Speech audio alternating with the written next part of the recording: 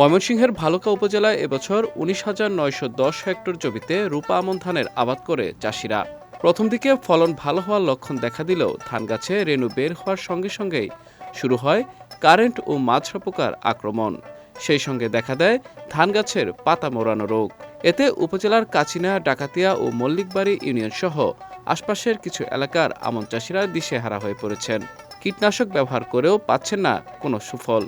এ অবস্থায় উপজেলা কৃষি কর্মকর্তাদের অসহযোগিতার কথা জানান তারা। কৃষি আমার একবারও আইছে না, রাইফি আয় না। এই যে ২-৩ বার ক্ষেত্রে বীজ দিলাম, তার আঙরে কোনো কিছু কয়ও না, এটার পথে আঙরে জানায়ও না, কিংবা এমনি কয় না যে এটা লাগবে বা কোনো কিছু আঙর বগুলো আয় না। ডিলারের কাছে ডিলাররা দেয়, দিলে কি বহে সমস্ত তো কাজ হয় না। ডিলাররা তোর ব্যবসা ঠিকই করতেছে।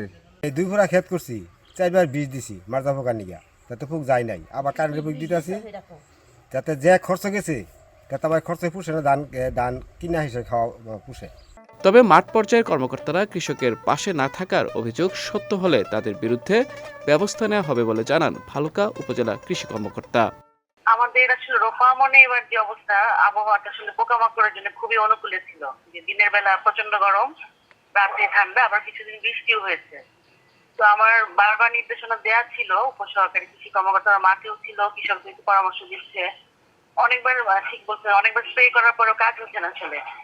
তারপরেও আমার উপসহকারীরা অনেক ডিসকাশন দিয়েছে মাঠ পর্যায়ে। ওই জায়গাটাতে আসলে আমাদের কৃষকরা যারা আছেন অনেক স্প্রে করেছেন।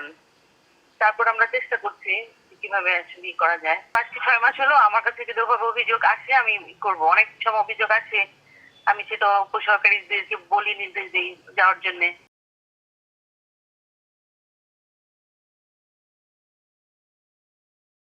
আমন ফসল বাঁচাতে শিগগিরই সংশ্লিষ্টরা এ বিষয়ে ব্যবস্থা নেবে, এমনটাই দাবি কৃষকদের। বিজয় টিভি নিউজ ডেস্ক।